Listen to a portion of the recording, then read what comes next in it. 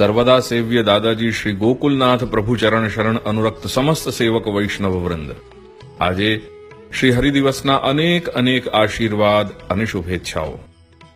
પ્રારબ્ધવશાત, અજ્ઞાનવશાત, દુસ્સંગવશાત, દુષ્ટ અન્નવશાત તેમજ ભગવદ ઈચ્છાના કારણે ઉદ્ભવતા અન્ય કારણો વશાત ભક્તિ માર્ગીય જીવને પરિપાકમાં ક્યાં અને કેવી રીતે પ્રતિબંધકો આવી શકે તે સમજાવતા શ્રી મહાપ્રભુના 14મા સૂત્ર લોકાર્થી ચેત ભજેત કૃષ્ણમ ક્લિષ્ટો ભવતિ સર્વથા ક્લિષ્ટોપી ચેત ભજેત કૃષ્ણમ લોકો નશ્યતિ સર્વથાથી શ્રી પુરુષોત્તમ ચરણ જણાવે છે કે ભગવત સેવાને કોઈ પણ રીતે વ્યવસાય બનાવી દેતા તેમજ પોતાના માટે લાભ પૂજાનો હેતુ બનાવી દેતા દેવલકપણાનું પાપ લાગે છે અને તેથી ભગવાન માર્ગે ચાલનાર જીવો માટે આ પ્રમાણેની ઈચ્છાઓ તો સર્વથા વિનાશ કરનારી જ હોય છે.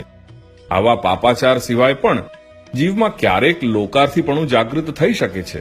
જેમ કે મને બધી જ ઐહિક સુખ સમૃદ્ધિ સિદ્ધ થાય તેમજ હું ઘરબારમાં સુખી રહું તેવી લૌકિક ચાહનાથી સેવા કરતો લોકાર્થી જીવ સર્વથા ક્લેશ પામે છે. આવા લોકાર્થી જીવોમાં પણ ક્યારેક કોઈક જીવને શ્રી ગુરુ કૃપાથી વિવેક જાગૃત થાય અને તે વિરક્ત બની શ્રી કૃષ્ણ ભજનમાં પ્રવૃત્ત બની રહે તો તેનામાં રહેલા લૌકિક આવેશનો નાશ થાય છે અને તે ફરીથી માર્ગ પર અગ્રેસર બની શકે છે.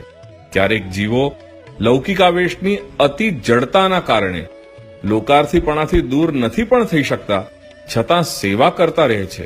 ક્યારેક એવું પણ બને છે કે લૌકિક પ્રબળતાના કારણે કેટલાક જીવોનો સેવા કરવાનો આગ્રહ પણ છૂટી જાય છે.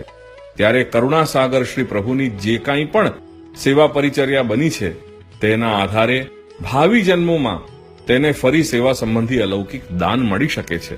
આ પ્રમાણે જીવો ક્રમશઃ 3 શ્રેણીમાં વહેંચાઈ જાય છે: હીન, અધમ અને જઘન્ય. તેથી શ્રી ગોકુલનાથ પ્રભુચરણ શરણ અનુરક્ત સમસ્ત સેવક વૈષ્ણવજન, આવો આપણે પોતાની જાતને એવા પાપાચાર અને અધમ કક્ષાઓમાં પડતા બચાવી લેવાનો સંકલ્પ કરી લઈએ.